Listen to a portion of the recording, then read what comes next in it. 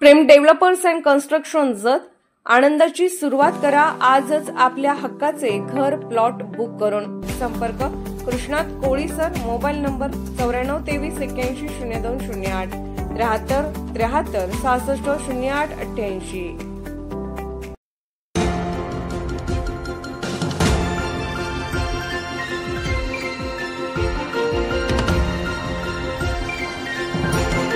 आपण पाहत आहात जत मराठी न्यूज।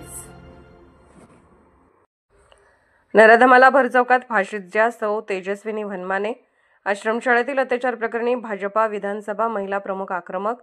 अलीकडेच एक अत्याचाराच्या घटनेतील नराधमाच्या मुसक्या आवळल्या, तोपर्यंत जत तालुक्यातील एका आश्रमशाळेत शाळेच्या मुख्याध्यापक पदाच्या नराधमाने पुन्हा एकदा घाणेरडं कृत्य केलं आणि संपूर्ण आश्रमशाळा प्रकार तालुक्याचे नाव चव्हाट्यावर आणला गेला। शाळा म्हणजे पुढची पिढी घडवणारी एक संस्था असते। प्रत्येक पालक प्रति त्याबाबत मंदिर असे पवित्र नातं असतं, पण काही नराधम अशा घाणेरड्या कृत्याला खतपाणी देऊन शिक्षण आणि महिला मुलगी यांच्या स्वप्नाला कुठेतरी पायदळी तुडवत आहेत हे नक्की। जत तालुक्यातील ही दुसरी अशी घाणेरडी घटना असून प्रशासन, धाक आणि यंत्रणेचं वर्चस्व कमी होऊन सैसाल झालेत का असले प्रश्न बनला आहे। महिला आणि अल्पवयीन मुली, शाळकरी मुली त्यांचं शिक्षण किंवा काही कामानिमित्त बाहेर सुद्धा पडावं की नाही हा प्रश्नचिन्ह उपस्थित राहिला आहे। समजू शकतो की मेट्रो सिटीसारख्या गजबजलेल्या गर्दीत असे नीच विचाराचे नराधम असू शकतात, पण आपल्यासारख्या तालुक्यात सुद्धा निर्लज्जपणे असे कृत्य करत असताना एक प्रतिनिधी म्हणून तीव्र सनक जाते। महिलांनी, मुलींनी काय करायला हवं? सुरक्षेसाठी कुठे नराधम उदयाला येईल याची भीती बाळगून महिने जगावे का?